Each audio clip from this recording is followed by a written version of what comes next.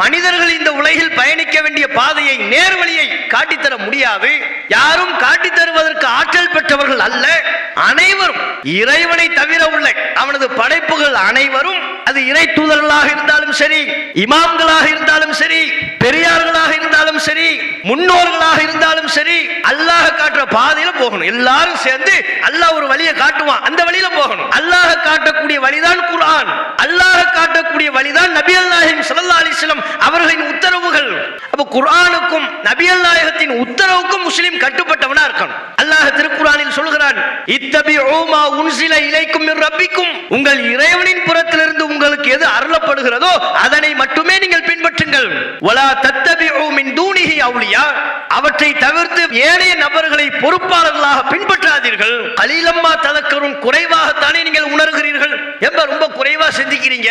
அஸ்ஸலாமு அலைக்கும் வரஹ்மத்துல்லாஹி வபரகாத்துஹு. கண்ணியத்திற்குரிய எல்லாமல்ல அல்லாஹ்வின் நல்லடியார்களே, முஸ்லிம்கள் இந்த உலகத்திலே செல்ல வேண்டிய பாதை என்ன, அவர்கள் பயணம் எதை நோக்கி அமைய வேண்டும் என்பதை விளக்குவதற்காக இந்த தலைப்பு எனக்கு வழங்கப்பட்டிருக்கிறது. உலகத்திலே ஏராளமான சித்தாந்தங்கள், கோட்பாடுகள், பல்வேறு மதங்கள் உலகத்திலே இருக்கிறது. இவற்றிலே அல்லாஹ்வால் ஒப்புக்கொள்ளப்பட்ட மார்க்கமாக இறைவனால் சட்டதிட்டங்கள் இயற்றப்பட்டு முழு மனித சமூகமும் இந்த உலகத்திலே நல்வழி பெற வேண்டும், அவர்களின் வாழ்வு சரியான முறையில் அமைய வேண்டும் என்பதற்காக அல்லாஹ்வால் பொருந்திக் கொள்ளப்பட்ட மார்க்கமாக இஸ்லாம் என்கிற வாழ்க்கை நெறி அமைந்திருக்கிறது. உள்ளபடியே உலகத்தில் உள்ள எல்லா மதங்களையும் விட மிகைக்கின்ற ஒரு மார்க்கமாக இஸ்லாம் இருக்கிறது. உலகத்தில் என்னென்ன சித்தாந்தங்கள், கோட்பாடுகள் சொல்லப்படுகின்றனவோ அவற்றில் கூட முழு மனித சமூகத்திற்கும் பயனுள்ள வகையிலான கோட்பாடுகளாக இருக்காது. சில துறைகளை பற்றி அந்த சித்தாந்தங்கள் பேசும், பல துறைகளை பற்றி பேசாமல் விட்டுவிடும். சில குறிப்பிட்ட அறிவுரைகளை மாத்திரமே மனிதர்களுக்கு அவைகள் சொல்லும். மனிதர்கள் அன்றாடம் சந்திக்கின்ற சிக்கல்கள், தீர்வுகள், அவற்றுக்குண்டான வழிகாட்டுதலை வழங்காமல் விட்டுவிடும். ஆன்மீகத்தை பற்றி பேசும், அரசியலை பற்றி பேசாது. அரசியலை பற்றி பேசும், பொருளாதாரத்தை பற்றி பேசாது. கடவுளை பற்றி பேசும், மனிதன் இந்த உலகத்தில் எப்படி நடந்து கொள்ள வேண்டும் அதை பற்றி பேசாது. இப்படி குறைவுடையவைகளாகத்தான் இந்த உலகத்தில் காணப்படுகின்ற சித்தாந்தங்கள், கோட்பாடுகள் இருக்கிறது. இந்த மாதிரியான எந்த குறைபாடுகளும் இல்லாமல் எல்லா துறைகளை பற்றியும் பேசி மனிதர்கள் இந்த உலகத்தில் சந்திக்கின்ற அனைத்து பிரச்சனைகளுக்கும் தீர்வளிக்கின்ற ஒரு நிறைவான மார்க்கமாக அல்லாஹ் ரப்பல் ஆலமீன் இஸ்லாம் என்கிற இந்த வாழ்க்கை நெறியை அமைத்திருக்கிறான். அதனால்தான் அல்லாஹ் திருக்குர்ஆனில் சொல்கிறான், இன்னத்தீன இன்தல்லாஹில் இஸ்லாம், அல்லாஹ்விடத்தில் மார்க்கம் என்றால் இஸ்லாம் தான். அதுதான் இறைவனால் வழங்கப்பட்ட மார்க்கம். மனிதர்களை படைத்தவன் இறைவன், இந்த உலகத்தை, வானங்களை, பூமியை படைத்தவன் இறைவன். மனிதனையும் மனிதனுக்கு தேவையானவற்றையும் படைத்த இறைவனுக்கு தெரியும் மனிதர்கள் இந்த உலகத்தில் எப்படி வாழ வேண்டும், அவர்கள் செல்ல வேண்டிய பாதை எது, அவர்களின் பயணம் எதை நோக்கியதாக அமைய வேண்டும். எல்லாவற்றையும் அறிந்தவனாக அல்லாஹ் இருக்கிறான் என்கிற காரணத்தினால் அல்லாஹ்வால் ஒவ்வொரு சட்டமும் வழங்கப்பட்ட ஒரு மார்க்கமாக இஸ்லாம் என்கிற இந்த மார்க்கம் இருக்கிறது. ஒருவன் முஸ்லிம் என்றால் அவர் அல்லாஹ்வினுடைய சட்டத்திட்டத்திற்கு கட்டுப்பட்டவர் என்று தம்மை அறிவிப்பு செய்கிறார். நான் என்னை முஸ்லிம் என்று சொல்லுகின்ற பொழுது, நீங்கள் உங்களை முஸ்லிம் என்று அடையாளப்படுத்துகின்ற பொழுது அதனுடைய பொருள் என்ன? என்னுடைய பெயர் அரபியில் இருக்கிறது, அதனால் நான் முஸ்லிம் என்று நீங்கள் சொந்தம் கொண்டாட முடியாது. முஸ்லிம் என்றால் அவருடைய பெயர் அரபியில் இருந்தால் மாத்திரம் போதாது. அதேவேளை குறிப்பிட்ட ஒரு ஆடை தோற்றத்தில் அவர் காட்சியளிப்பு செய்கிறார், குறிப்பிட்ட ஒரு ஆடை வடிவத்தை அவர் கடைபிடிக்கிறார், ஆகையினால் அவர் முஸ்லிம் என்று சொல்லிவிட முடியாது. முஸ்லிம் என்கின்ற பொழுது அவருடைய பெயரை தாண்டி, அவருடைய வெளிப்புற அடையாளங்களை தாண்டி அல்லாஹ் சொன்ன சொல்லுக்கு நான் கட்டுப்பட்டு நடப்பேன்.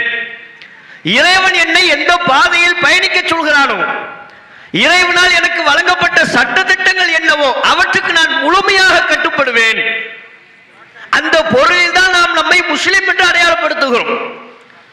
அப்ப முஸ்லிம் என்று நாம் அடையாளப்படுத்துகின்ற பொழுது முழுக்க முழுக்க அல்லாஹ் காட்டுகிற பாதையில் நான் செல்வேன், இஸ்லாத்தை என் வாழ்க்கை நெறியாக நான் ஏற்றுக்கொண்டு விட்டேன் என்று பொருள்.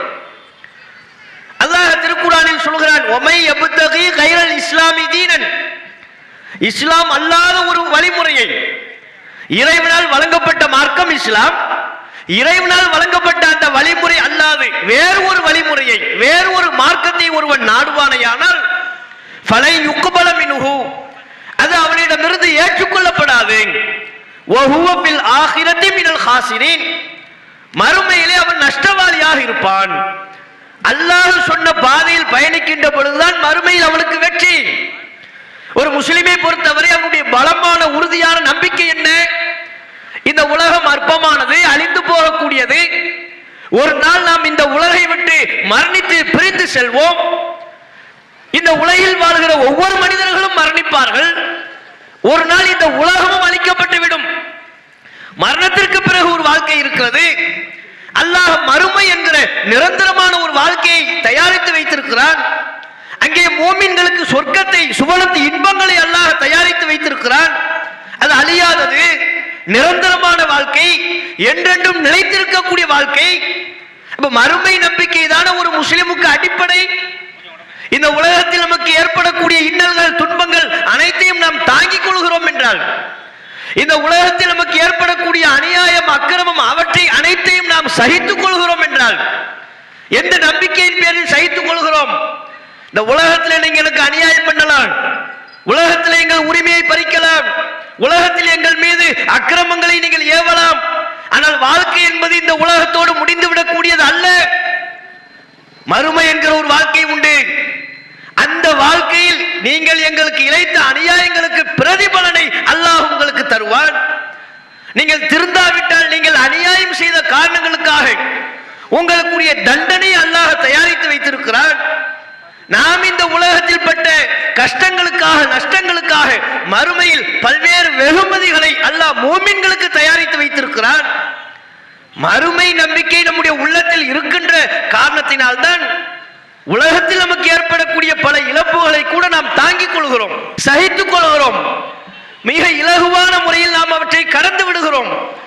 நபி அல்லாஹ் ஸல்லல்லாஹு அலைஹி வஸல்லம் அவர்கள் சொன்னார்களா இல்லையா, அஜபன் லி அம்ரில் முஃமின், ஒரு இறை நம்பிக்கையாளரின் காரியம் நமக்கு ஆச்சரியம் அளிக்கிறது. ஒரு மூமினை பார்த்தா ஆச்சரியமா இருக்குங்கிறாங்க ரசூலுல்லாஹ். இறை நம்பிக்கையாளரை பார்த்தால் ஆச்சரியமாக இருக்கிறது. அந்த ஆச்சரியத்திற்கு என்ன காரணம்? அவன் தனக்கு ஏற்படக்கூடிய அனைத்தையும் நன்மையாக மாற்றி விடுகிறான். அவனுக்கு ஒரு நலவு ஏற்பட்டால், அவன் விரும்பக்கூடிய, மனதுக்கு நெருக்கமான விரும்பக்கூடிய ஒரு நிகழ்வு ஏற்பட்டால், அல்லாஹ்வை எண்ணி பார்த்து இறைவனுக்கு நன்றி செலுத்துகிறான். ஃபகான கைரன் லஹு, அது அவனுக்கு நன்மையாக அமைந்து விடுகிறது.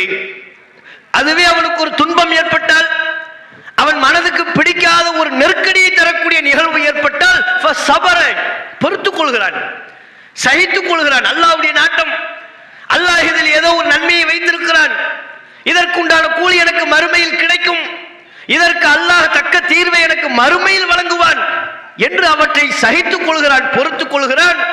அவனுடைய பொறுமையின் மூலமாக ஃபகான கைரன் லஹு, அதனையும் அல்லாஹ் அவனுக்கு நன்மையாக மாற்றி விடுகிறான். அப்ப ஒரு மூமினுக்கு இன்பம் ஏற்பட்டாலும் நன்மையாக மாறுகிறது, துன்பம் ஏற்பட்டால் அவற்றை சகித்துக் கொள்வதன் மூலம் அதுவும் அவனுக்கு நன்மையாக மாறுகிறது. இதை பார்த்து ரசூல் ஸல்லல்லாஹு அலைஹி வஸல்லம் அவங்க சொல்றாங்க, தன்னுடைய மறுமை நம்பிக்கையின் மூலமாக இந்த உலகத்திற்கு பிறகு இன்னொரு உலகம் இருக்கிறது, ஒரு வாழ்க்கை இருக்கிறது, அல்லாஹ் அங்கே தக்க நீதியை, தக்க தீர்ப்பை தருவான், வழங்குவான் என்கிற அந்த நம்பிக்கையின் மூலம் இந்த உலகத்தில் ஏற்படக்கூடிய நன்மை தீமை அனைத்தையும் தனக்கு நலவாக மாற்றி விடுகிறான். இதை பார்த்து ஆச்சரியமாக இருக்கிறது என்று நபிகள் நாயகம் ஸல்லல்லாஹு அலைஹி வஸல்லம் அவர்கள் நமக்கு சொல்லித் தருகிறார்கள். அப்ப மறுமை நம்பிக்கை தான் ஒரு மூமினை சரியான அடிப்படையில் வழிநடத்தி சென்று கொண்டிருக்கிறது. இப்படி இருக்கின்ற பொழுது அந்த மறுமையில் நாம் வெற்றி பெறுவதற்குரிய பாதையை நாம தேர்வு செய்ய முடியுமா? நாம நம்முடைய விருப்பத்திற்கு ஏற்ப நம்முடைய செயல்பாடுகளை ஒரு முஸ்லிம் அமைத்துக் கொள்ள முடியுமா? ஒருபோதும் முடியாது. நாம் இந்த உலகத்தில் எப்படி பயணிக்க வேண்டும், நாம் பயணம் செய்ய வேண்டிய பாதை எது என்பதை அல்லாஹ் தான் கற்றுத் தருவான். தருவான். சொல்ல போன அல்லாஹ்விடமிருந்து மனிதனுக்கு அறிவிக்கப்பட்ட முதல் இறை செய்தியே உன் இஷ்டப்படி நீ நடக்கக்கூடாது. நான் என்ன உனக்கு கட்டளை இடுகிறேனோ அப்படித்தான் நீ நடந்து கொள்ள வேண்டும். அதான் முதல் வஹி. அல்லாஹ்விடமிருந்து அருளப்படுகிற இறை செய்தியை தானே வஹி என்று சொல்கிறோம் அரபியில. மனித சமூகத்திற்கு அல்லாஹ் கொடுத்த முதல் வஹி அது. ஆதம் அலைஹிஸ்ஸலாம் அவங்க தானே முதல் மனிதர், நமக்கெல்லாம் தந்தை. இந்த உலகத்தில் எத்தனை கோடி மனிதர்கள் இருக்கிறார்களோ அவர்கள் அனைவருக்கும் முதல் மனிதர், அவர்கள் அனைவருக்குமான ஒரு தந்தை யார் என்றால் ஆதம் அலைஹிஸ்ஸலாம் அவர்கள் தான். அவங்க முதல் மனிதரும் கூட முதல் இறை தூதராகவும் இருந்தாங்க. பூமிக்கு போங்க நல்லா அனுப்புறாங்க. அனுப்பும் போது அல்லாஹ் என்ன சொல்லி அனுப்புகிறான், என்ன உத்தரவை ஆதம் அலைஹிஸ்ஸலாம் அவர்களுக்கு அல்லாஹ் வழங்கினார், நீங்க பூமிக்கு போங்க. ஃபஇம்மா யஅதியன்னகும் மின்னி ஹுதன், என் புறத்திலிருந்து உங்களுக்கு நேர்வழி வரும், அதைத்தான் நீங்க பின்பற்றணும். அந்த நேர்வழியை பின்பற்றக்கூடியவருக்கு எந்த கவலையும் இல்லை, அவர்கள் பயப்பட வேண்டிய அவசியம் இல்லை, அவர்கள் கவலை கொள்ள மாட்டார்கள்.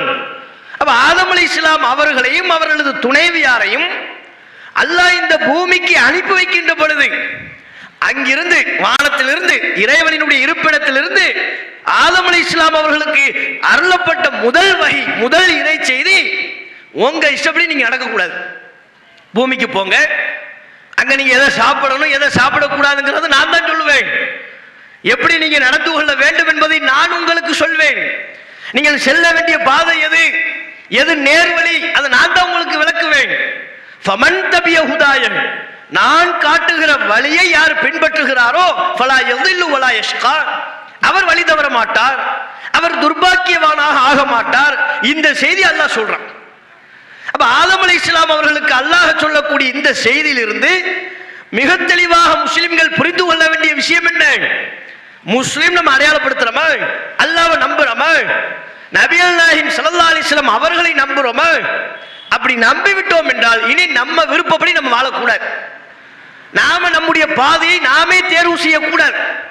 எனக்கு இந்த ரூட்டு பிடிச்சிருக்கு, இந்த பாதை எனக்கு பிடித்திருக்கிறது, என் மனம் இவ்வாறு என்னை வாழ தூண்டுகிறது, எனக்கு இப்படி வாழ வேண்டும் என்று ஆசையாக இருக்கிறது, நம்ம விருப்பப்படி வாழக்கூடாது.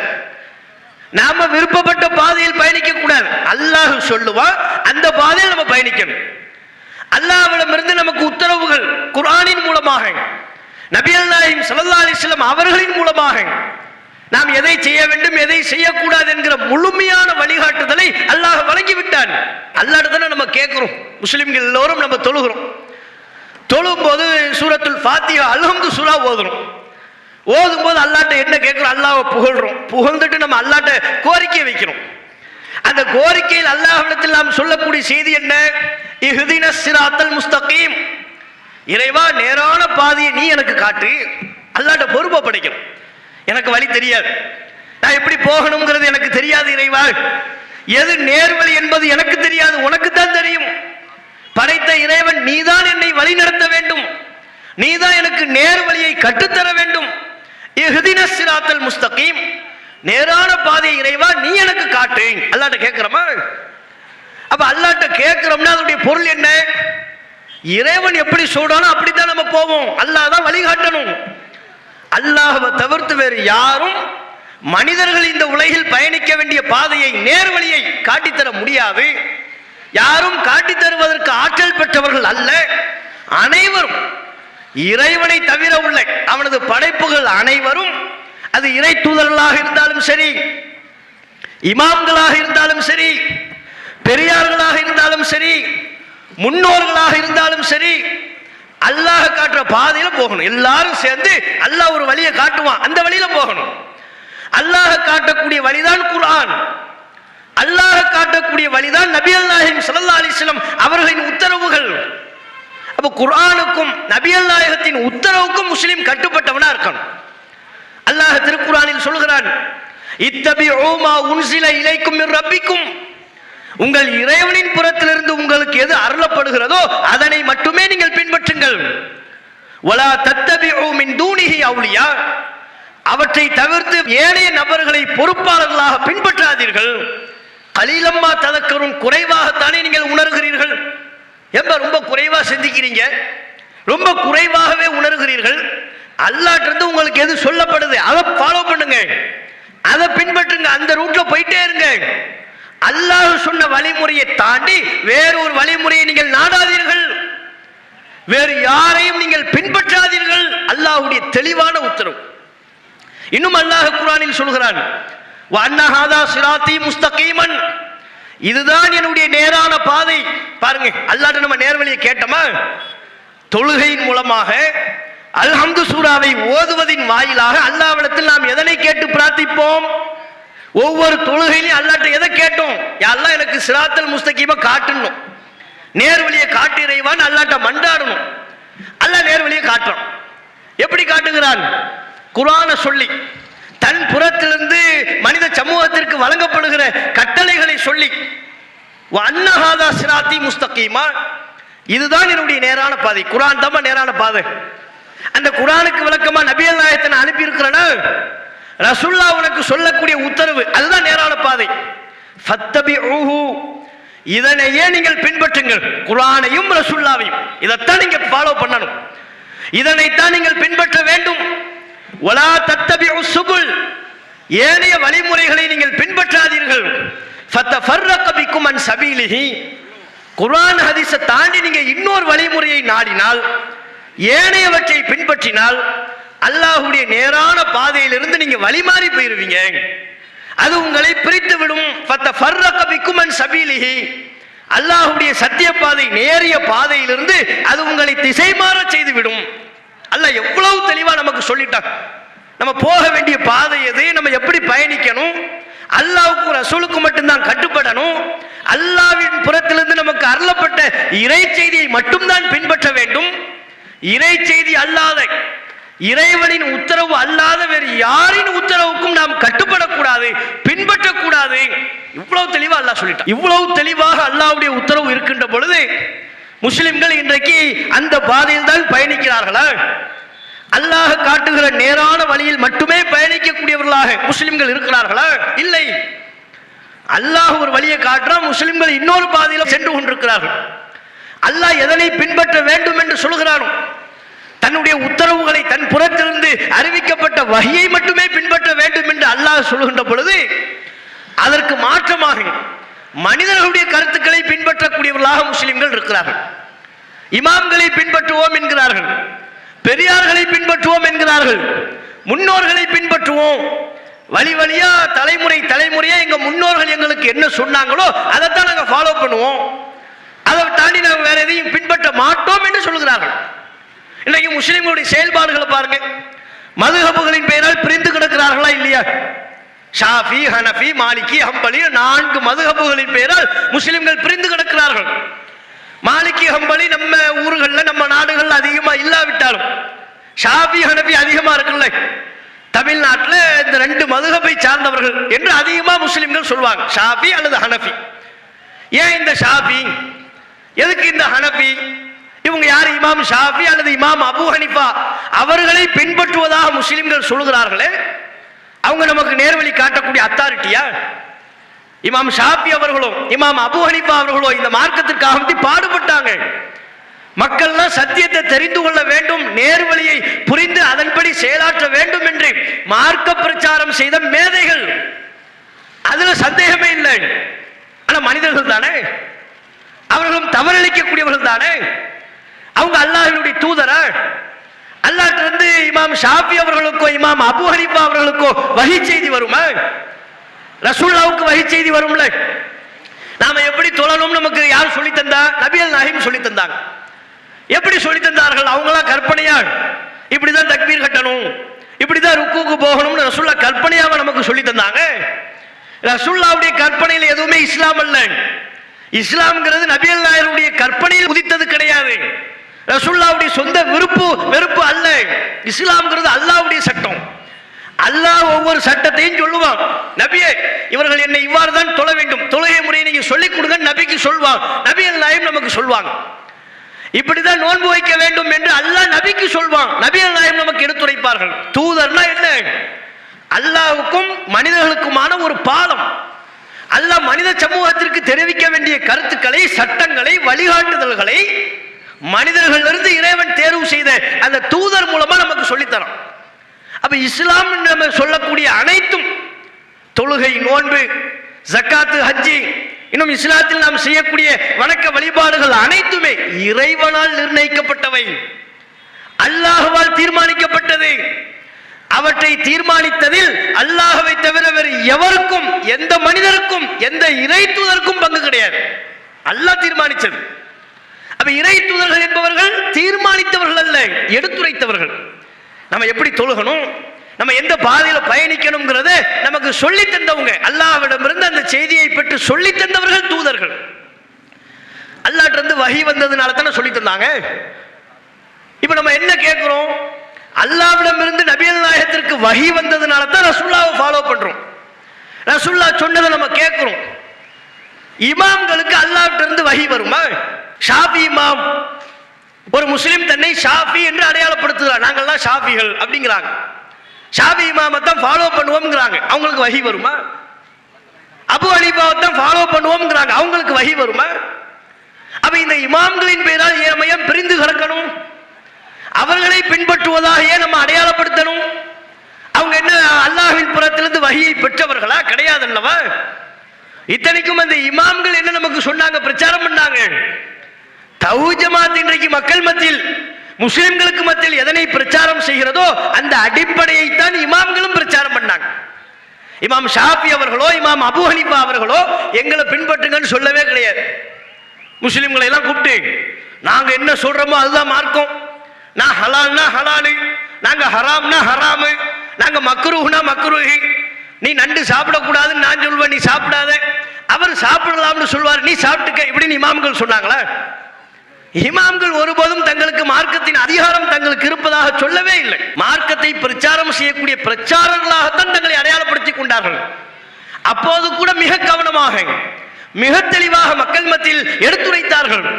நான் மனுஷன், நாங்க சொல்றதுலையும் தப்புகள் தான் வரும், நாங்க சொன்னதை நீங்க கேட்டால் எங்களுடைய பேர்ல சில கருத்துக்களை எல்லாம் பார்த்தீங்கன்னா ஹதீஸ்ல எது இருக்குதோ அதை எடுத்துக்கொள்ளுங்கள், எது ஹதீஸ்ல இல்லையோ, எது குர்ஆன்ல இல்லையோ அதை நீ எடுத்துக்காதீங்க என்று மிக தெளிவாக இமாம்கள் சொன்னார்கள். இமாம் ஷாஃபி அவர்கள், இமாம் அபு ஹனீஃபா அவர்கள் சொன்ன மிக பிரபல்யமான கூற்று என்ன தெரியுமா? இதா ஸஹல் ஹதீஸு ஃபஹுவ மதுஹபி. ஒரு ஆதாரபூர்வமான ஹதீஸ், நபிமொழி என்ன சொல்கிறதோ அதுதான் இங்க மதுஹப்னாங்க. இன்னைக்கு அப்படி நேர்மாற்றமா ஹதீஸ் என்ன சொல்லுதோ அதுதான் தங்களுடைய மதுஹப் என்று இமாம்கள் சொன்னார்கள்.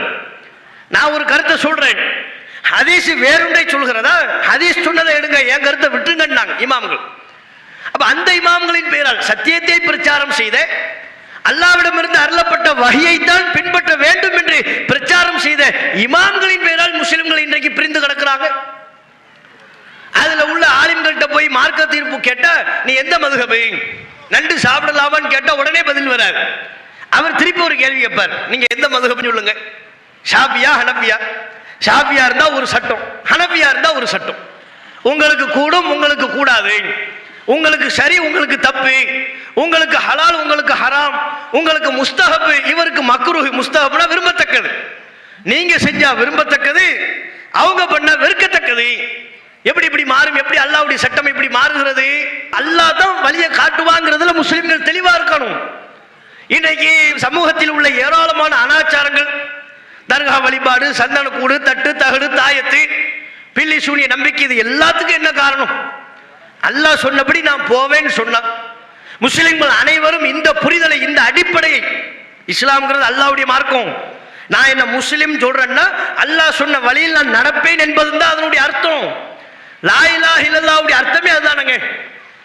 கலிமா சொன்னா தானே ஒருவர் முஸ்லிம் ஆவாரு. கலிமா நமக்கு என்ன சொல்லி தருகிறது? லா இலாஹ இல்லல்லாஹ் முஹம்மது ரசூலுல்லாஹ்.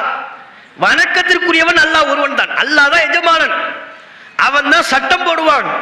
நான் அவனுடைய அடிமை, அல்லாஹ் நான் வணங்குற இடத்துல நான் இருக்கேன், அவன் சொல்லுவான், அவன் சொன்ன சொல்லுக்கு நான் கட்டுப்பட்டு நடப்பேன். கலிமாவே அதுதான். அல்லாஹ் தான் வழியை காட்டுவான், அல்லாஹ் காட்டுகிற வழியில் நான் பயணிப்பேன். கலிமாவில் அதை சொல்லிவிட்டு அல்லாஹ் தான் எஜமானன் என்பதை ஒப்புக்கொண்டு விட்டு வெளியில போனா இல்ல எங்க இமாம்கள் தான் எங்களுக்கு எஜமானர்கள், அல்லாஹ் என்ன சொன்னாலும் நாங்க குர்ஆன்ல பார்க்க மாட்டோம், ரசூலுல்லாஹ் என்ன சொன்னாங்கன்னு பார்க்க மாட்டோம். எங்க இமாம்கள் எங்களுக்கு ஹலால்னா ஹலால், இமாம்கள் ஹராம் என்றால் ஹராம். பெரியார்கள் என்ன சொன்னாங்க அதைத்தான் நாங்க பார்ப்போம். இந்த தகடு தட்டு தாயத்து தர்கா இதையெல்லாம் சரி காண்பதற்கு யார் குரான்லயா இருக்கு? குரான்ல இருக்க அல்லாஹ் சொன்னானு பார்த்தா என்னைக்கும் தர்காக்கள்லாம் இல்லாம போயிடும். தாயத்துக்கு வேலை இல்லை, மௌலிது மீலாது கொண்டாட்டங்களுக்கு இடம் இல்லை. அப்ப இது எல்லாவற்றையும் எப்படி சரி காண்கிறார்கள்? குரான் ஹதீஸை பார்க்கல, அல்லாஹ் காட்டுகிற வழியை பார்க்காம பாதையை பார்க்காம காலங்காலமா நம்ம ஊர்ல எது வழக்கம்? தங்கச்சி மடத்துல மௌலிது இன்னைக்கு நேத்தா ஓதுறோம், எத்தனை வருஷமா நூற்றாண்டு காலமா ஒதுக்கிட்டு இருக்கிறோம். அதை எப்படி திடீர்னு இவனுங்க வந்து ஓத வேண்டாம்னு சொன்னா நாங்க விட்டுறதா? எங்க முன்னோர்களுடைய வழிமுறையை நாங்க புறக்கணிக்க முடியுமா? விட முடியுமா? அப்ப முன்னோர்கள் பார்த்துதான் இந்த அனாச்சாரங்களை சரி காண்கிறார்கள். இஸ்லாத்தில் இல்லாத, அல்லாஹ்விற்கு பிடிக்காத, இன்னும் பல நேரங்களில் இறைவனுக்கு இணை கற்பிக்கும்படியான செயல்களை கூட முன்னோர்களின் பெயரால் சரி காண்கிறார்கள். நீங்க ரசூலுல்லாஹ்வுடைய பிரச்சாரத்தை இந்த நேரத்தில் நினைச்சு பாருங்க. 1400 ஆண்டுகளுக்கு முன்பு ஐயாமுல் ஜாஹிலியா என்று சொல்லப்படுகிற அறியாமை காலத்தில் மக்கள் வாழ்ந்தார்கள். பல்வேறு மூட நம்பிக்கைகள், அநியாயம், அக்கிரமம். அன்றைக்கு அவர்கள் எந்த அளவிற்கு அநியாயம் அக்கிரமத்தில் ஈடுபட்டிருந்தார்களோ அதற்கு நிகராக அன்றைய காலத்தில் வேறு யாரும் இல்லை. அவ்வளவு காட்டுமிராண்டித்தனம். பெண் குழந்தை பிறந்தால் உயிரோடு கொன்று புதைப்பது, மறு பேச்சுக்கு இடமில்லை. பொம்பளை பிள்ளை பிறந்திருக்குன்னு சொல்லப்பட்டா போதும், குழந்தையை வாங்கி கொண்டு புதைப்பது என்பது அந்த சமூகத்தில் ஒப்புக்கொள்ளப்பட்ட ஒரு காரியமா இருந்துச்சு. இன்னைக்குள்ள காலத்தில் அப்படி ஒரு சம்பவம் நடந்தா அதை பற்றி பேப்பர்லையோ செய்திகள்லையோ நம்ம செவிமடுத்தால் வருத்தப்பட்டு கவலைப்பட்டாவது பேசுவோம்ல. ஐயா படுபாவி என்ன இப்படி பண்ணி விட்டாள், பொம்பளை பிள்ளைய போய் கொண்டு விட்டானே, உயிரோடு புதைச்சிட்டாள், இவனெல்லாம் சும்மா விடக்கூடாது ஒட்டுமொத்த ஊரும் சொல்லுமா இல்லையா? நம்ம ஊர்ல அப்படி ஒரு சம்பவம் நடைபெறுவதாக கற்பனை பண்ணி பாருங்க. ஒரு பெண் குழந்தை பிறக்குது, அதை உயிரோடு ஒருத்தன் புதைச்சிட்டான். எல்லாரும் சும்மா விட்டுருவோமா? லேசா எடுப்போமா? உண்டியல் பண்ணிட மாட்டோம். எல்லாம் வீட்டுக்கு போய் எப்படி இந்த அநியாயத்தை நீ பண்ணலான்னு கேட்க மாட்டோம். ஈவிரக்க இருக்கா இல்லையா உனக்கு? நீ எல்லாம் மனுஷனா? காரி துப்பும். அப்ப சமூகத்தில் இவையெல்லாம் இன்றைக்கு வெறுக்கப்படுகிற ஒரு செயலா இருக்கிறது அல்லவா? 1400 ஆண்டுகளுக்கு முன்பு நபிகள் நாயகம் ஸல்லல்லாஹு அலைஹி வஸல்லம் அவர்கள் எந்த சமூகத்திற்கு இறை தூதராக அனுப்பப்பட்டார்களோ, நல்வழிப்படுத்துவதற்காக அல்லாஹ் அனுப்பினானோ, அந்த சமூகத்தில் இது போன்ற அநியாயங்கள் அக்கிரமங்கள் அனைத்தும் ஒப்புக்கொள்ளப்பட்ட காரியமா இருந்துச்சு. பெண் குழந்தை பிறந்தா கொண்டு போய் புதைப்பாங்க. ஊர் உலகம் எதுவுமே பேசாது. என்ன காரணம்? அது வழக்கம். அந்த ஊர்ல உள்ள வழக்கமா அங்கீகரிக்கப்பட்ட நடைமுறையாகும். கரெக்டா தான் செஞ்சிருக்காங்க. பெண் குழந்தை பிறந்துச்சு, புதைச்சிட்டாரு, சரிதானேன்னு நினைப்பாங்க. மது விபச்சாரத்தில் மூழ்கி திளைத்தவர்கள், எவன் ஒருவன் விபச்சாரத்தில் இல்லாமல் இருக்கிறானோ அப்படிப்பட்ட மக்கள் தான் அன்னைக்கு ரொம்ப அபூர்வம். அவர்களைத்தான் ஆச்சரியமாக பார்ப்பார்கள். மதுவில் ஊறி திளைப்பதை சர்வ சாதாரணமாக பார்க்கப்படுகிற ஒரு காலம். அப்ப அந்த ஐயாமுல் ஜாஹிலியா அறியாமை கால மக்களை சீர்திருத்தம் செய்வதற்காக நபிகள் நாயகம் அனுப்பப்பட்டார்களே, ரசூலுல்லாஹ் என்ன பிரச்சாரம் பண்ணாங்க? நீங்க கம்பேர் பண்ணி பார்க்கணும். இன்னைக்கு நம்ம என்ன சொன்னமோ, நபிகள் நாயகம் அன்றைக்கு எதை சொன்னார்களோ அதைத்தான் இன்னைக்கு நாம சொல்றோம். இதெல்லாம் விட்டுங்க, இந்த அனாச்சாரத்தை விடுங்க. மது வேண்டாம், விபச்சாரம் வேண்டாம், பெண் குழந்தையை உயிரோடு புதைக்கிற இந்த அநியாயம் வேண்டாம், வறுமைக்கு பயந்து உங்கள் குழந்தையை கொள்ளாதீர்கள். மிகப்பெரிய சீர்திருத்த பிரச்சாரத்தினை நபிகள் நாயகம் மேற்கொண்டார்கள். அல்லாஹ்விலிருந்து உங்களுக்கு என்ன அறிவிக்கப்படுதோ அதை ஃபாலோ பண்ணுங்க, உங்க இஷ்டப்படி வாழாதீங்க. சுருக்கமா சொல்ல போனா நபிகள் நாயகத்தினுடைய பிரச்சாரம் எது? உங்க இஷ்டப்படி நீங்க வாழாதீங்க, உங்க மனம் போன போக்கில் நீங்கள் வாழக்கூடாது. உங்களை படைத்தவன் இறைவன், அவன் உங்களுக்கு கட்டளையிடுவான், அவன் உங்களுக்கு வழிகாட்டுவான், அந்த வழியில் நீங்கள் வாழுங்கள். இதுதான் ரசூலுல்லாஹ்வுடைய பிரச்சாரம். அதற்கு அறியாமை கால மக்கள் என்ன பதிலை சொன்னார்கள் தெரியுமா? அதையெல்லாம் நாங்க செய்ய மாட்டோம். நீ என்ன அல்லாஹ்வுடைய பாதையின் புதுசா ஒண்ணு சொல்றீங்க, அதை நாங்க கேட்க மாட்டோம். வழி வழியாக காலம் காலமா எங்க முன்னோர்களை நாங்கள் எதில் கண்டோமோ அதைத்தான் நாங்கள் பின்பற்றுவோம் என்றார்கள். இன்றைக்கு முஸ்லிம்களிடம் நாம் இந்த கருத்தை சொல்கின்ற பொழுது, குர்ஆனை ஃபாலோ பண்ணுங்க, ஹதீஸை ஃபாலோ பண்ணுங்க பிரச்சாரம் பண்ணும் பொழுது என்ன பதிலை அளிக்கிறார்களோ, மௌலுது வேண்டாம், மீலாது வேண்டாம், கத்தபாத்தியா வேண்டாம், தட்டு தகடு தாயத்து வேண்டாம்னு சொன்னா, இதெல்லாம் குர்ஆன்ல இல்ல, ஹதீஸ்ல இல்ல, இவை வேண்டாம் என்று நாம் சொல்வோமே. ஆனால் எங்க முன்னோர்கள் சொன்னதை நாங்க விடணுமா? காலங்காலமா எங்க ஊர்ல கடைபிடிக்கப்படுகிற நடைமுறையை நாங்க விட்டுட்டு புறக்கணிச்சுட்டு வரணுமான்னு கேட்கிறாங்கல்ல. இதே தான் அறியாமை கால மக்கள் அன்றைக்கு நபியல்லாரிடம் சொன்னார்கள். அப்படி நீங்க சிந்திச்சு பார்க்கணும், யோசித்து பார்க்கணும். முஸ்லிம் என்று சொல்வதில் பெருமை அல்ல, முஸ்லிம்னா அல்லாஹ் எப்படி சொல்றானோ அதற்கேற்ப நடந்து கொள்வதில் தான் பெருமை இருக்கிறது. அல்லாஹ் காட்டுகிற வழியை புறக்கணித்து விட்டு மனம் போன போக்கில் வாழ்வேன் என்றால் அவன் எப்படி அல்லாஹ்வுடைய பார்வையில் முஸ்லிமா ஆவான்? எந்த வீடுகளை நீங்க எடுத்துக்கொண்டாலும் இஸ்லாமிய நடைமுறைகளை இன்றைக்குள்ள முஸ்லிம்களிடம் பார்ப்பது அரிதிலும் அரிதாக இருக்கிறது. மார்க்கத்திற்கு எதிரான செயல்பாடுகள், நம்பிக்கைகள். ஒரு காலத்தில் தமிழ்நாட்டில் உள்ள முஸ்லிம்கள் அதிகமானவர்கள் எப்படி இருந்தாங்க? முஸ்லிம் வீடுன்னு சொன்னா அதுக்கு அடையாளம் என்ன தெரியுமா? அவர் கிரில்லில் 786 எழுதியிருப்பார். 786 இல்லைன்னா முஸ்லிம் வீடே இல்லை. ஒரு முஸ்லிம் ஒரு தெருக்குள்ள போறோம், பாய் வீடு எது அப்படின்னு கண்டுபிடிக்கிறதா இருந்தா அதுக்கு அடையாளமே என்ன? கொஞ்சம் வசதிப்பட்டவரா இருந்தா கிரில்லில் இரும்பு கம்பி இருக்குல்ல, அதுலயே வளைச்சி 786 போட்டுருவார். அந்த அளவுக்கு வசதி வாய்ப்பு இல்லைன்னா சும்மா ஒரு பெயிண்ட்ல, ரெட் கலர் பெயிண்ட்ல வெளியில பளிச்சுன்னு யார் பார்த்தாலும் தெரியுற மாதிரி 786 எழுதியிருப்பார். அதை பார்த்தா இது பாய் வீடு. அப்ப ஒரு முஸ்லிம் வீடுனா அங்க என்ன அடையாளம் இருக்கும்? ஒரு காலம் இருந்தது, இன்றைக்கும் பல பேரிடத்தில் அந்த நடைமுறை இருக்கிறது. 786 இருக்குமா? அதுமாதிரி உள்ளுக்குள்ள வீட்டுக்குள்ள 786 வெளியே அதான் வரவேற்கும். உள்ளுக்குள்ள போனோம் நீங்க, நாகூர் தர்கா போட்டோ இந்த பக்கம், நாகூர் அனிபா பாட்டு கேசட்டு அது ஒரு பக்கம் இருக்கும். இதெல்லாம் இல்லைன்னா அவங்க இஸ்லாத்திலே இல்லைன்னு விளங்கிக்கிறாங்க. ரமலான் வந்துருச்சா, பிறை பார்த்தாச்சுன்னு அறிவிப்பு செஞ்சுட்டா அது அப்போ உடனே உங்களுக்கு ரமலான் ஃபீலிங்லாம் வராது. எடுப்பா நாகூர் அனிபா பாட்டு கேசட்டு எடுப்பா, போடுப்பா, ரமலான் புனித ரமலான் பாட்டு படிச்சாதான் அந்த ரமலான் வந்துருச்சுல்ல, நாகூர் அனிபா பாட்டு கேட்டா தான் ரமலான் ஃபீலுக்கே வருவார். ஹஜ் பண்ணா வந்துருச்சுன்னு வைங்க, சும்மா ஹஜ் பண்ணா சொன்னா தெரியாது. நாகூர் அனிபா பாட்டை போட்டு ஹஜ் பெருநாள் வந்த சரித்திரம் கேளுங்கள்னு ஒரு பாட்டை போட்டு விடணும். அப்பதான் என்ன ஹஜ் பெருநாள். கல்யாணமா, கல்யாணத்துக்கும் குரான்லாம் வராது, ஹதீஸ் வராது. அப்பவும் நாகூர் அனிபா தான் இவருக்கு தேவை. நாகூர் அனிபா பாட்டை போடணும். போட்டு விட்டா தான் மணமக்களை வாழ்த்துகிறோம்னு அவரு மணமக்களை வாழ்த்து ஒரு 5-6 பாட்டு படிச்சிருக்கிறாரு. மணமக்களே மணமக்களே வாழ்கன்னு பாட்டு போட்டார்னா இப்பதான் நம்ம பிள்ளைக்கு நல்ல பறக்கத்தா கல்யாணம் நடக்குது. இப்படியாக முஸ்லிம் சமூகத்தினுடைய நம்பிக்கைகளையும் செயல்பாடுகளையும் பல்வேறு காரியங்கள் கலந்திருந்தனவே, அவையெல்லாம் இஸ்லாத்தின் அடையாளங்களா? அல்லாஹ் காட்டிய பாதையில் அவைகள்லாம் உள்ளனவ. 786 எழுதுறாங்க. நாகூர் தர்காவினுடைய போட்டோவை வீட்டுக்குள்ள மாட்டி வைத்திருந்தால் பரக்கத்து நினைக்கிறாங்க. தர்காவே இஸ்லாத்தில் இல்லாதது, அங்கேயே போகக்கூடாதுங்கிறோம். முஸ்லிம் அல்லாதவர்களுக்கு நம்ம பிரச்சாரம் பண்றோம், நீங்க போகாதீங்க, நம்முடைய தொப்புள்குடி உறவுகள், சகோதர சகோதரிகள், தர்காங்கிறது இஸ்லாத்தில் இல்லாதது, அதற்கும் நபிகள் நாயகத்திற்கும் சம்பந்தம் இல்லை, அதற்கும் இஸ்லாத்திற்கும் சம்பந்தம் இல்லை. தர்காவில் நீங்க போய் உங்களுக்கு கையில அல்லது கழுத்துல கட்டக்கூடிய தாயத்து அது இஸ்லாத்திலே கிடையாது. உடம்பு சரியில்லைன்னா மருத்துவமனைக்கு போங்க, கடவுள்கிட்ட பிரார்த்தனை செய்யுங்க, ஏக இறைவன் அந்த ஒரு நம்மை படைத்த இறைவன்கிட்ட பிரார்த்தனை செய்யுங்க. அதை விட்டு ஒரு தாயத்தை கையில கட்டிவிட்டா நோய் குணமாயிருமா? தர்காவுக்கு போனா உங்களுக்கு ஏற்பட்டிருக்கிற நோய் சரியாகி விடுமா, குணமாகி விடுமா? இதெல்லாம் இஸ்லாத்தில் இல்லைன்னு அவங்ககிட்ட நம்ம பிரச்சாரம் பண்றோம். ஆனா முஸ்லிம்களை வீட்டுக்குள்ள எதை மாட்டி வைத்திருப்பார்கள்?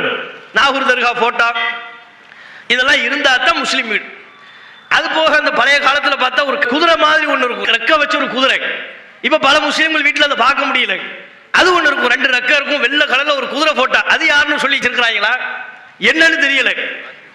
புராக் வாகனம், அதான் என்னவா புராக் வாகனம் வரும்போது இவர் கேமராவில் போட்டோ எடுத்துட்டாரு பாத்தீங்களா? அதனால அதை ஒரு வீட்டுக்குள்ள மாட்டி வச்சிருந்தா பறக்கத்து. இன்னும் பல வீடுகள்ல ஆயத்துல் குர்சி, ஆயத்துல் குர்சி என்ன செஞ்சிருப்பாங்க? ஆயத்துல் குர்சி என்பது நம்ம ஓதணும், ஓதுனா நமக்கு நன்மை. ஓதுவதற்குரிய நினைவூட்டலாக நாம் ஒன்றை கருதினால் அது சரி. நம்ம வீடுகளில் குரானை வச்சிருக்கிறோம், ஓதுவதற்குரிய நினைவூட்டல். நம்ம வீட்டுக்குள்ள குரான் இருக்கிறதுனாலேயே பறக்கத்துன்னு ஆயிருமா? அது ஆகாது. அது மாதிரிதான் ஆயத்துல் குர்சியும் மாட்டி வைத்து விட்டால் போதும் நினைக்க கூடாது. அப்படி முஸ்லிம்கள் நிறைய அவர்களுடைய நடைமுறைகள் இருந்தது. அப்ப இதெல்லாம் யோசிச்சு பாருங்க. இந்த 786 தர்கா போட்ட இதெல்லாம் இஸ்லாத்தில் உள்ளதா? அல்லாஹ் காட்டிய வழிமுறையில் இருக்கா? குரான்ல எங்கேயாவது 786 இது ரொம்ப பரக்கத்து மிகுந்தது, இது உங்க வீடுகளில் எழுதி வைங்கன்னு குரான்ல இருக்கா? அல்லாஹ் காட்டிய பாதைன்னா அதுதானே. அல்லது ரசூல்லா அதை சொல்லியிருக்கணும்ல? ரசூல்லாவுடைய ஹதீஸ்ல எங்கேயாவது சொல்லியிருக்கிறாங்களா? அல்லாவும் சொல்லல, ரசூலும் சொல்லல. அப்ப அல்லாஹ் ரசூலுடைய பாதையில் இந்த 786 இல்லை. முஸ்லிம்களின் நடைமுறையில் 786 இருக்கிறது என்றால் இவர்கள் அல்லாஹ் காட்டிய பாதையில் செல்கிறார்களா, மனோவிச்சைப்படி செல்கிறார்களா? எங்க இமாம்கள் சொன்னாங்க, பெரியார்கள் சொன்னாங்கன்னு எப்படி சொல்லி தப்பிக்க முடியும்? அவே நம்ம முஸ்லிம் என்று சொல்கிறோம். அல்லாஹ்வுக்கு கட்டுப்பட்டவர்கள் என்று சொன்னா தானங்க முஸ்லிமே. ஹஜ் பெருநாள் நெருங்குகின்ற வேளையின் போதெல்லாம் இப்ராஹிம் நபியை பற்றி நாம் நினைவுபடுத்தி பேசுகிறோம், அவருடைய தியாகத்தை மெச்சுகிறோம், அவருடைய அர்ப்பணிப்பை பற்றி மக்களுக்கு மத்தியில் சொல்லி புலங்காங்கிதம் அடைகிறோம். உண்மையில் இப்ராஹிம் அலைஹிஸ்ஸலாம் அவர்களை அல்லாஹ் மெச்சுவதற்கும் புகழ்வதற்கும் அடிப்படை காரணம் அவரிடத்தில் உள்ள கட்டுப்பாடு. அல்லாஹ் சொன்னா நான் கேட்பேன், என் விருப்பப்படி நான் நடக்க மாட்டேன் என்பதுதான் இப்ராஹிம் அலைஹிஸ்ஸலாம் அவருடைய வாழ்க்கை. திருக்குர்ஆனில் அல்லாஹ் சொல்கிறான், இது கால லஹு ரப்புஹு அஸ்லிம், இப்ராஹிமிற்கு அவருடைய இறைவன் சொன்னான் கட்டுப்படு அப்படின்னு அல்லாஹ் சொன்னான். இப்ராஹிமே கட்டுப்படுங்க, நான் சொன்னா கேட்கணும், உங்க இஷ்டப்படி நீங்க நடக்க கூடாது, சரியா? நான் சொன்னா கேட்பீங்களா? கட்டுப்படுவீங்களா? கட்டுப்படு அப்படின்னு இப்ராஹிம் அலைஹிஸ்ஸலாம் அவர்களுக்கு அல்லாஹ் உத்தரவிட்டானாம். உத்தரவிட்ட பொழுது இப்ராஹிம் அலைஹிஸ்ஸலாம் அவர்கள் சொன்னார்களாம், கால அஸ்லம்து லிரப்பில் ஆலமீன், அகிலத்தாரின் இறைவனாகிய அல்லாஹ்விற்கு நான் கட்டுப்பட்டு விட்டேன், கட்டுப்படுறேன்ட்டான். இறைவா நீ என்ன சொன்னால் நான் கேட்கிறேன், ஏன் இஷ்டப்படி நடக்க மாட்டேன், என் மனோ இச்சைப்படி நான் வாழ மாட்டேன், என்னுடைய முன்னோர்கள் பழக்க வழக்கம் அதையெல்லாம் நான் பார்க்க தயார் இல்லை, நீ என்ன நீ சொல்லு அதை நான் கேட்கிறேன். இதான் இப்ராஹிம் நபியினுடைய வாழ்க்கை. இந்த இப்ராஹிம் நபியினுடைய கட்டுப்படுறது தான் முஸ்லிம்களுக்கான முன்மாதிரி. இதை முஸ்லிம்கள் மத்தியிலே சொல்கின்ற பொழுது இல்ல முன்னோர்கள் பெரியார்கள் இமாம்கள் என்ன பேச்சு இது? இந்த மாயையிலிருந்து நம்ம விலகி வரணும். நீங்க ஒன்றை மிக கவனமாக சிந்தித்து பார்க்க வேண்டும். நாம் ஒவ்வொருவரும் என்றைக்கேனும் ஒரு நாள் கண்டிப்பாக மரணத்தை தழுவும். கபூர்ல வைக்கப்படுறோம். மலக்கள் வர்றாங்க, விசாரிக்கிறாங்க. என்ன விசாரிக்கிறாங்க நம்ம கிட்ட? யாரை பற்றி விசாரணை? எந்த இமாம்கள் நமக்கு வழிகாட்டுவதாக சொல்கிறோமோ அந்த இமாம்களை பற்றி கபரில் நமக்கு விசாரணை உண்டா? இமாம் ஷாஃபியை பற்றி அல்லாஹ் கபர்ல நமக்கு கேட்பானா? அபூ ஹனீஃபா அவர்களை பற்றி அல்லாஹ் கபர்ல கேட்பானா? ஷாஃபியை பின்பற்றினியா? அவர் எதை ஹலால்னு சொன்னாலும் அதன்படி நடந்தியா? இப்படி அல்லாஹ் நம்ம கேட்பான். கபர்ல நம்ம வச்சதும் நம்ம பதில் சொல்ல வேண்டிய விஷயம் அது. இன்றைக்கு நாம் மரணித்தாலும் நாளைக்கு மரணித்தாலும் கண்டிப்பாக ஒரு நாள் நம்ம மரணிப்போம். ஒரு நாள் நம்ம கபர்ல போய் படுத்தாகணும். எல்லா நாளும் நம்ம குடும்பத்தோடு உறங்க முடியாது. பல நேரங்களில் ஒருவரை அடக்கம் செய்வதற்காக வேண்டி கபிரிஸ்தானுக்கு செல்கிறோம். அவரை அடக்கம் செய்து முடித்து விட்டதற்கு பிறகு கபிரிஸ்தானை விட்டு வெளியே வந்துடுறோம். எல்லா நாளும் கபிரிஸ்தானை விட்டு வெளியே வர முடியாது. ஒரு நாள் நாம் ஜனாசாவாக கபிரிஸ்தானுக்கு கொண்டு செல்லப்படுகின்ற பொழுது அதுதான் நம்முடைய இறுதி நுழைவு. அந்த நாளில் கபிரிஸ்தானுக்கு நுழைகின்ற பொழுது அதிலிருந்து வெளியேற முடியாது. எல்லா நாளும் வீட்டுக்கு போறோம், வீட்டை விட்டு வெளியே வரோம், வெளியே வந்து திரும்ப வீட்டுக்கு போறோம். காலையில வீட்டை விட்டு வெளியே செல்கிறோம், ஒரு வேலையில் ஈடுபடுகிறோம், வேலை முடித்து விட்டு மாலை நேரம் வந்து விட்டால் மீண்டும் வீட்டுக்கு சென்று விடுகிறோம். மனைவி மக்களை பார்த்து சந்தோஷப்படுகிறோம், பிள்ளைகளோடு அன்பு பொங்க அவர்களோடு நம்முடைய அன்பை பரிமாறிக் கொள்கிறோம், அவர்களோடு சேர்ந்து உறங்குகிறோம். எல்லா நாளும் இது சாத்தியப்படுமா? நடக்குமா? ஒரு நாள் வரும், நாம் வீட்டை விட்டு புறப்பட்டு செல்வோம், மீண்டும் வீட்டிற்குள் வரமாட்டோம். அவ்வளவுதான், அதோட நம்ம வாழ்க்கை முடிஞ்சிடும். வீட்டை விட்டு வெளியே புறப்படுவோம், ஜனாசாவாக உள்ளுக்குள்ள வருவோம். அந்த ஜனாசாவாக வீட்டை விட்டு புறப்பட்டு விட்டால் திரும்ப வீட்டிற்குள் நமக்கு நுழைதல் இல்லை. அப்ப வீட்டை விட்டு நம்ம வெளியே வந்து திரும்ப உள்ள போறோமே, எல்லா நாளும் உள்ள போக முடியாது. ஒரு நாள் வீட்டை விட்டு நிரந்தரமா பிரிவோம். ஒரு நாள் நிரந்தரமா கபிரிஸ்தானுக்கு போய் நம்ம தஞ்சம் அடைய வேண்டியது வரும். அங்கே வைத்தவுடன் மலக்குமார்கள் நம்மளை விசாரிப்பாங்க. அப்படி விசாரிக்கின்ற பொழுது நம்ம இடத்தில் கேட்கப்படுவது மூன்றை பற்றித்தான். நம்முடைய மார்க்கத்தை பற்றி மன்றப்புக்க, இறைவன் யாருப்பா? இறைவனை பற்றி சரியா வழங்கி வைத்திருந்தாயா? அந்த இறைவனை சரியாக வணங்கி வழிபட்டாயா? அல்லாஹ்வை பற்றி நம்ம இடத்துல கேட்கப்படும். நம்முடைய மார்க்கம், நம்முடைய வழிமுறை பற்றி கேட்கப்படும். நமக்கு இறைவன் அனுப்பிய தூதரை பற்றி கேட்கப்படும். எல்லாத்தையும் அல்லாஹ் சொன்ன பாதையில் நாம் அந்த உலகத்தில் வாழ்ந்திருந்தால், நடந்திருந்தால் எல்லாத்துக்கும் சரியா பதில் சொல்லும். என்னுடைய இறைவன் அல்லாஹ், எனக்கு அனுப்பிய தூதர் முகமது நபி ஸல்லல்லாஹு அலைஹி வஸல்லம் அவர்கள், நான் இந்த உலகத்தில் பின்பற்றி வாழ வேண்டிய வழிமுறை தீன், என்னுடைய மார்க்கம், என்னுடைய வழிமுறை இஸ்லாம், பதில் சொல்லுவோம். இல்லாவிட்டால் பதில் சொல்ல இயலாது.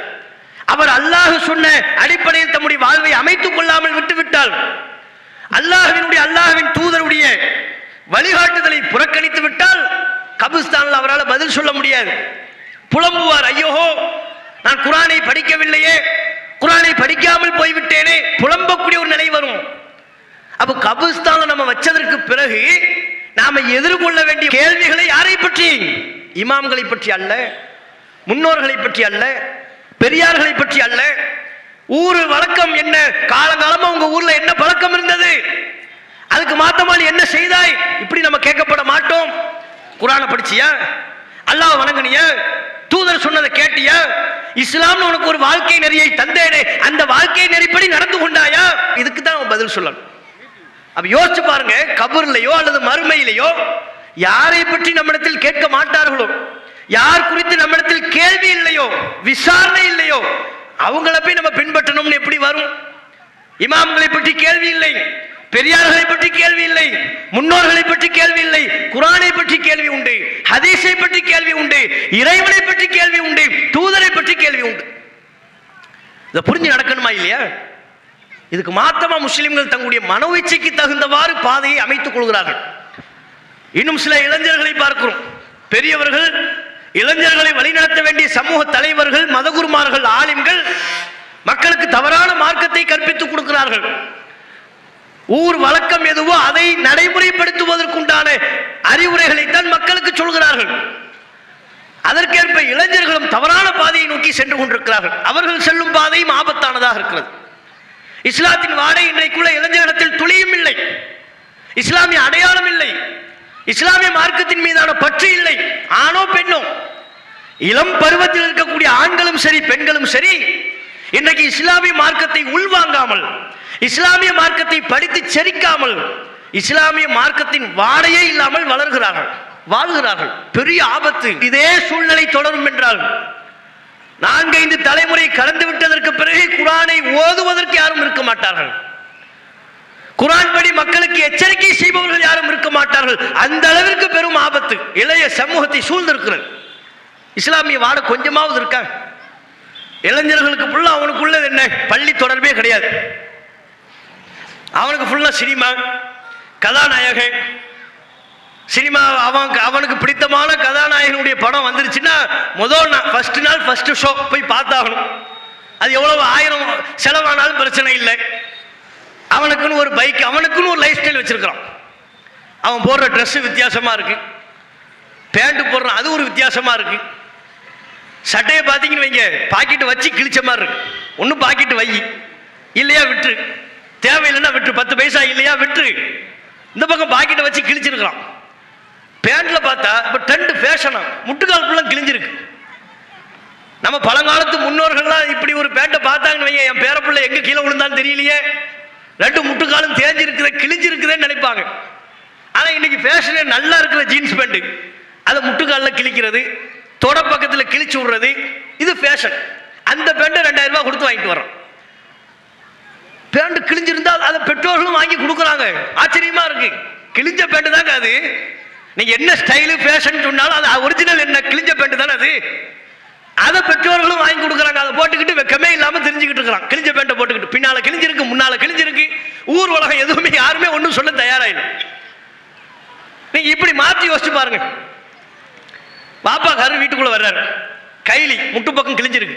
பாப்பா காரு வேட்டி கொடுத்துருக்கிறாரு, முட்டு பக்கம் கிழிஞ்சிருக்கு, பின்பகுதி கிழிஞ்சிருக்கு. கிழிஞ்ச கைலியோட ஒருத்தருக்கு வந்தாருன்னா ஏத்துக்குவீங்களா?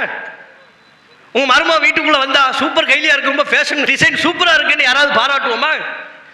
வீட்டில் உள்ள எல்லாரும் சேர்ந்து சொல்லுவோம், என்னங்க கிழிஞ்ச வேட்டி உடுத்துட்டு வந்திருக்கே, போய் மாத்துங்கன்றோம்.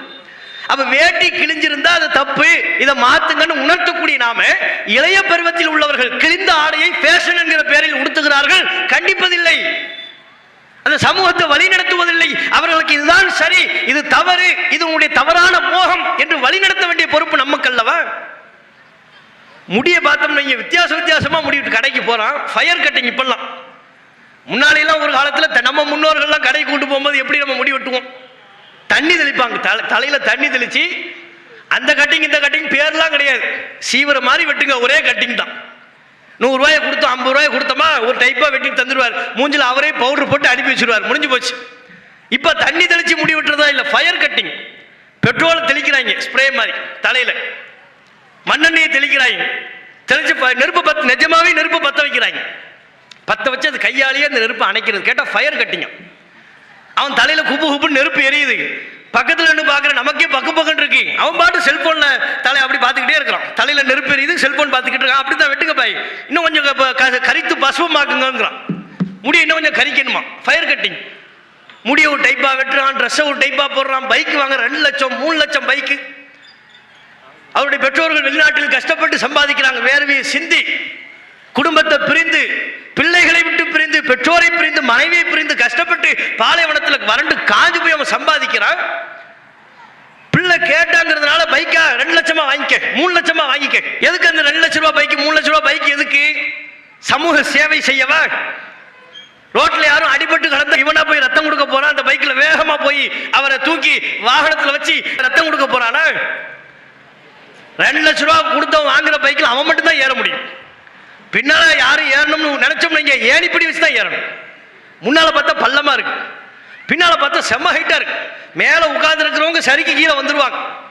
அந்த மாதிரி ஒரு பைக் சாதாரணமா ஏறவும் முடியாது. நம்ம பேண்ட் போட்டு ஏறணும்னு நினைச்சவங்க பேண்ட் கிழிஞ்சிரும். ஒரு ஸ்டூல் வீட்டில இருந்து கொண்டு வரணும், அந்த ஸ்டூலை வச்சு அதுக்கு மேலதான் ஏறணும். எதுக்கு இப்படி ஒரு பைக்கை வச்சுக்கிட்டு இளைஞர்கள் எப்படி சுத்துறான்னு நினைக்கிறீங்க ரோட்ல?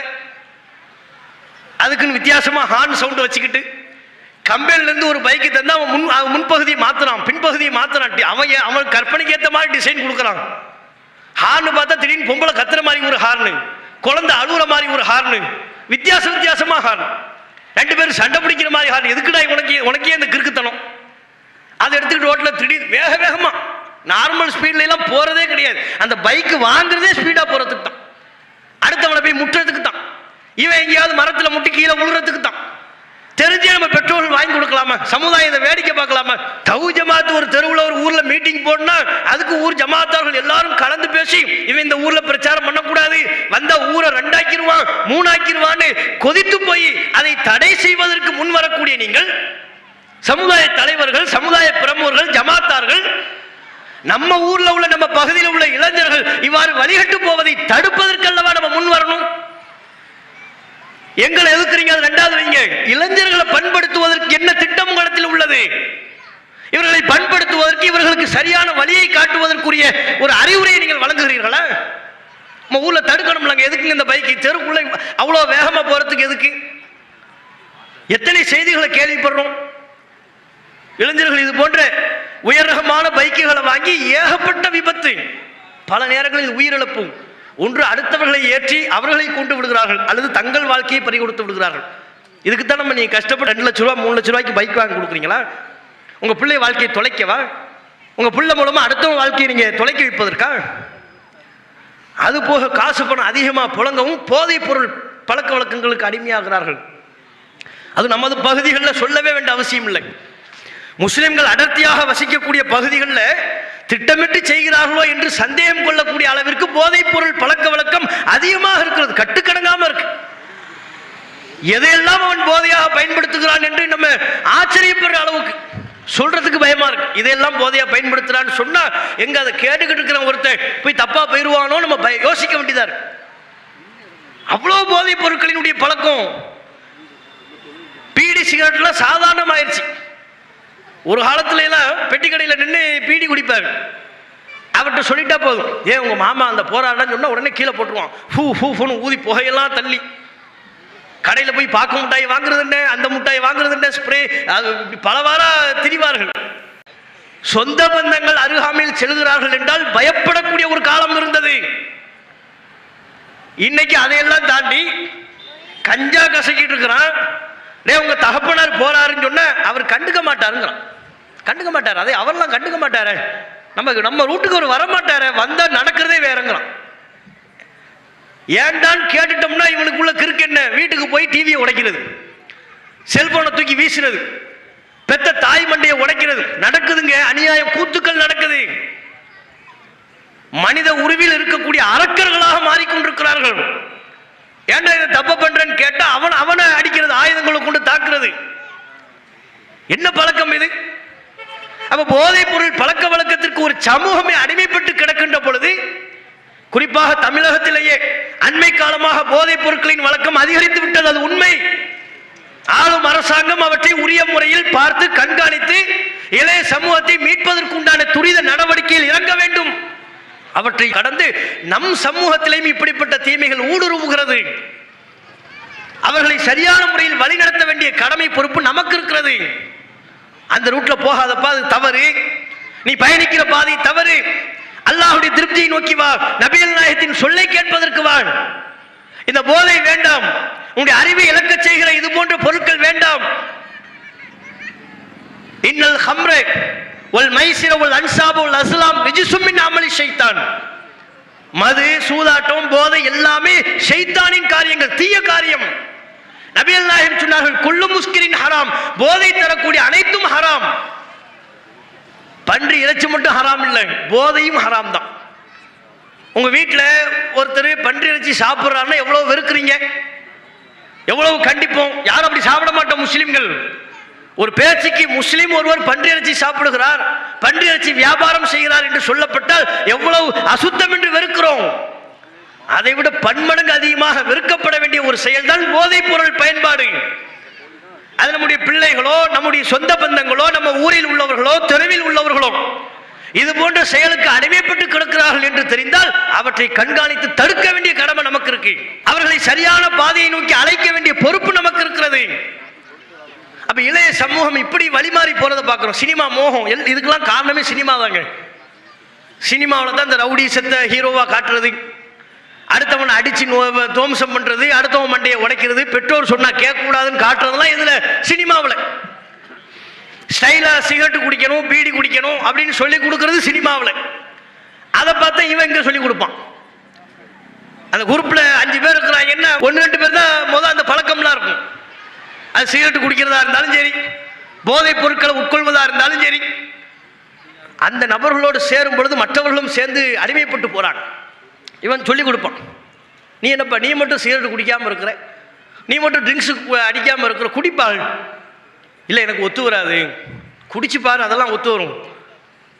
சிகரெட்டை குடிச்சிட்டு லேசாக இருமலான்னு வைங்க, இருமல் வருதுப்பா எனக்கு பிடிக்காதுப்பான்னு சொன்னோம்னா இவன் கிளாஸ் எடுப்பார். பெரிய தர்பியா அங்கே நடக்கும். ஆரம்பத்தில் அப்படித்தான்ப்பா இருக்கும். ஆரம்பத்தில் இருமல் இருக்கும், தொண்டை கரகரன் இருக்கும், போக போக சரி லைஸாக கறக்கம் மயக்க வர்ற மாதிரி இருக்கா, அதெல்லாம் நான் தாங்கி பிடிச்சிக்குவோம். உன்னுடைய உயிர் நண்பன்டா நான், உன்னை விட்டுருவானா நான், குடி. எதுக்கு? சிகரெட்டு குடிக்க வைக்கிறதுக்கு, போதைப் பொருள் பழக்க வழக்கத்திற்கு. இப்படி கெடுக்கக்கூடிய ஷைத்தான்கள் இருக்கிறார்கள்.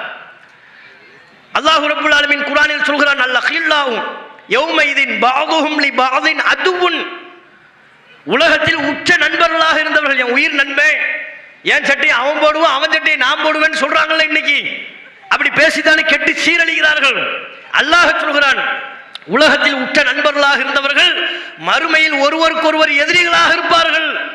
இல்லல் முத்தகீன், இறைச்சவாதிகளை தவிர அல்லாஹ்வை பயந்து இறைச்சத்தின் அடிப்படையில் யார் தங்களுடைய நட்பை அமைத்துக் கொண்டார்களோ அவங்க தான் மறுமையில சேஃப். அது அல்லாம இன்றைக்கு உலகத்தில் நண்பர்களாக இருந்தவர்கள் மறுமையில் அல்லாஹ்ட்ட அப்படி சொல்லிட்டு போக முடியாது. அல்லாஹ் எனக்கு அவன் தான் சொன்னான், அவன் தான் எனக்கு கத்து தந்தான் சொல்லி தப்பிக்க முடியாது. அப்ப இவற்றையெல்லாம் புரிந்து சரியான சத்தியத்தை அறிந்து கொண்ட அந்த சத்தியத்தின் வழி நடக்கணும். குர்ஆன் என்ன சொல்லுது, ஹதீஸ் என்ன சொல்லுது, அதுதான். இறுதியாக ஒரு வசனம் அல்லாஹ் குர்ஆனில் சொல்கிறான், அவற்றை நினைவூட்டி கொண்டு, இன்னமா கான கௌலல் முஃமினீன் இதா துஉ இலல்லாஹி வ ரசூலிஹி லியஹ்கும பைனஹும் ஐயகூலு சமிஅனா வ அத்தஅனா. மூமின்களினுடைய செயல்பாடு எப்படி இருக்கும் தெரியுமா? அல்லாஹ் சொல்றான், அல்லாஹ்வை நோக்கியும் அல்லாஹ்வின் தூதரை நோக்கியும் கட்டுப்படு என்று அவர்களிடத்தில் சொல்லும் பொழுது மூமின்கள் சொல்வார்கள், சமீனா அத்தானா, கேட்டோம் கட்டுப்பட்டோம். மறுமையை நம்ம நம்பினோம்னா அந்த வார்த்தையை சொல்லணும். அது யாரா இருந்தாலும், எப்படிப்பட்ட நபராக இருந்தாலும். அல்லாஹ் இதை தம்ப சொல்றான், இந்த செயலை விடு, அல்லாஹ் சொல்வதை கேள் என்று சொன்னால் உண்மையான ஒரு முஸ்லிம், மறுமை வெற்றியை மனதில் பதிய வைத்திருக்கக்கூடிய ஒரு முஸ்லிம், சமீனா அத்தானா, கேட்டோம் கட்டுப்பட்டோம் என்று சொல்ல வேண்டும். அப்படிப்பட்ட நன்மக்களாக அல்லாஹ் ரப்பல் ஆலமீன் நம் அனைவரையும் ஆக்கி அருள் புரிவானாக என்று கேட்டு என்னுடைய உரையை நிறைவு செய்து கொள்கிறேன். அஸ்ஸலாமு அலைக்கும் வரஹ்மத்துல்லாஹி வபரகாத்துஹு. இஸ்லாம் மற்றும் சமுதாய செய்திகளை அறிந்து கொள்ள தமிழ்நாடு தௌஹீத் ஜமாஅத் யூடியூப் பக்கத்தை உடனடியாக சப்ஸ்கிரைப் செய்து கொள்ளுங்கள். மேலும் பெல் பட்டனையும் கிளிக் செய்து கொள்ளுங்கள்.